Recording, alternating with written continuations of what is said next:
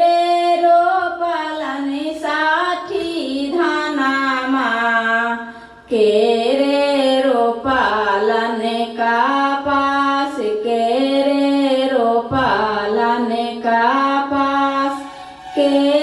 रे रोपलन नारियलावा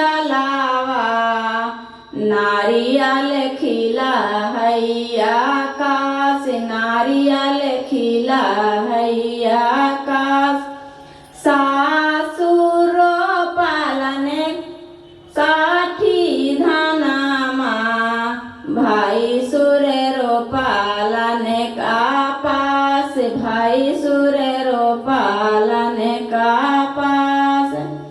सामी रो पालन नारियलावा नारियल खिला हैया काश नारियल खिला हैया काश कौची करावै साठी धानामा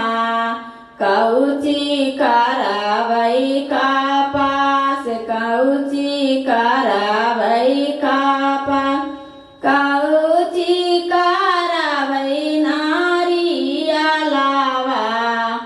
नारियल खिला हैया काश नारियल खिला हैया काश लाड़ुआ बनैबै साठी धानामा दीपक जलाइबै कापास दीपक जलाइबै कापास अर्घा जे देबै जोड़े नारियल नारियल खिला हैया काश नारियल खिला हैया काश सब फलवा जे देबै हमें आरगिया